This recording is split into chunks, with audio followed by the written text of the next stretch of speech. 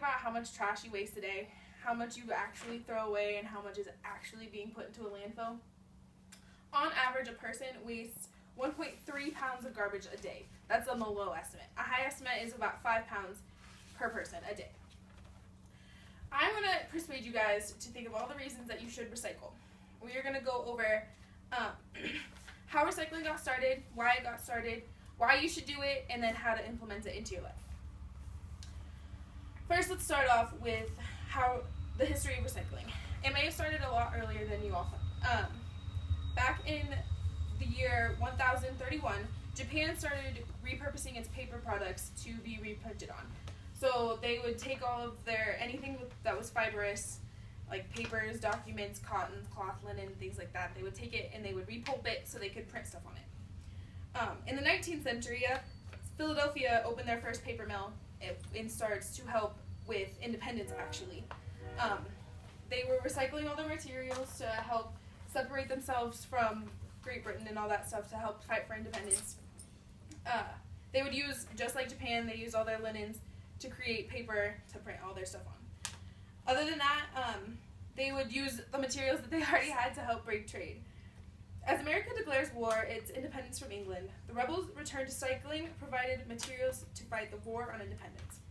It mentions how Paul Revere and people like George General Washington and Benjamin Franklin all were a part of the recycling revolution to repurpose the things that we already had to help fight the war. Besides that, in 1965 was the start of Reduce, Reuse, Recycle. And in 1970 was the first time that Earth Day was celebrated to bring attention to the environmental state of the Earth. It was started as a school thing to help kids see that they could make a difference in the state of the Earth and make the environment better. Now that we've talked about why and when it started, let's consider why it's important to you and to everybody else. Like I said, each person wastes about 5 pounds of trash to 1 pound of trash. 35% of that is paper products. It's as simple as finding a recycling bin when you're out and you have a coffee, instead of throwing that cup into a trash can, instead of putting it into the recycling bin, because they've started to make more products recyclable for the reason that we don't want to fill up our landfills. The less materials you throw away, the less land it takes to store all of the waste that we have. So when recycling, it can eliminate miles and acreage of land that's being wasted on figuring out what to do with all of our garbage, and so that it can be sent somewhere that it can be repurposed and reused. Also, reusing things saves energy because you don't have to go out and harvest virgin materials. If we use the things that we already have and make them have a new purpose, there's less time spent digging into our earth, cutting down our trees, harvesting materials to make new things. We can just use what we have to make it new again. Another reason that recycling is good, because it creates jobs. According to the ISRI in 2005, the scrap industry generated over 491,000 jobs in the U.S.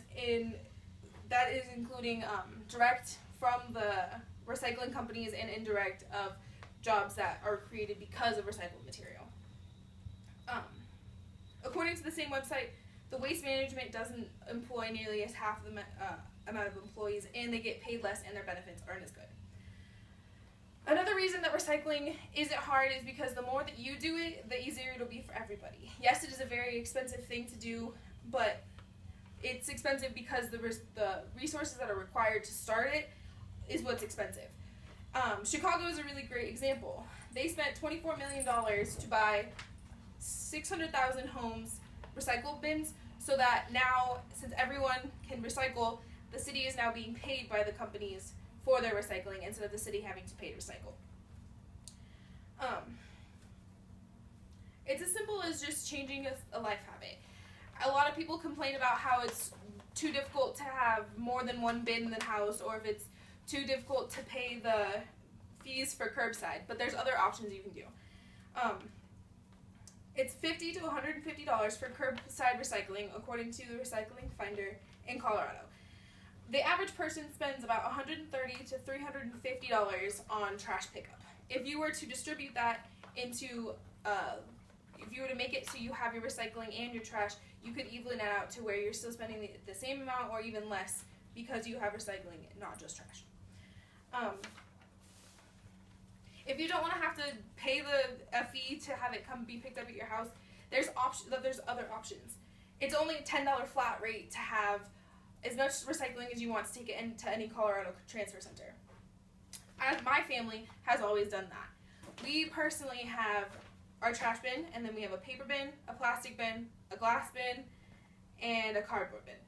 And it's not that difficult to, instead of taking your items and throwing them into one bin, if you know what it is, you just put it into the other one. It's only $10 for as many things as you bring. So if you and a bunch of friends were to get together and get all your recycling together, you would be saving yourself money by taking it there. You'd be carpooling, so you're saving gas and energy right there. And your recycling, which is helping save land, energy, earth, and materials. The lasting effects that it has on the earth are way more important to the difficulty it is to separating your trash. Basically, if we keep harvesting virgin materials, we're going to run out of resources, and our earth is going to be depleted because it's going to be so tired and so worn down of being drilled into and being cut up that we won't have much for our future generations. Learning it now and teaching it later is a good way to do it, because it'll make it a habit for everybody. If you show people in your family and in your life that recycling isn't difficult and it's not a task, it'll be easier for somebody else to pick it up and teach it to their future generations too. Other things that you can do besides having to recycle are use recycled things. And look for, like, they make a lot of water bottles, pens, papers, things like that you know that are recycled, and they have the seal on it. Encourage others to do recycling. Make it something cool. Make it some part of your daily life. Don't make it seem like it's such a overwhelming part to take a coffee cup and put it in a recycling bin, or take your water bottle and put it in a recycling bin instead of throwing it in the trash. Use recyclable or reusable containers. A lot of coffee shops will let you bring your own cup and get it filled up. Use a reusable water bottle instead of buying one. Things like that. In conclusion, recycling, it seems like a really hard task it has to change your whole lifestyle, but it's not. It's just as simple as making the decision to separate your waste.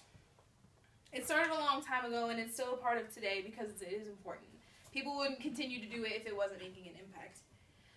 It's not that hard to coordinate into your life. It's really not that hard to walk a little bit farther to find a recycling bin instead of throwing a trash can. Overall, I know that I am taking actions and there are other people taking action to increase the amount of recycling and decrease waste ratio. If we all jump onto the train and make it a compulsory act, we will all be able to help save the world by recycling. No. Thank you. Thank you.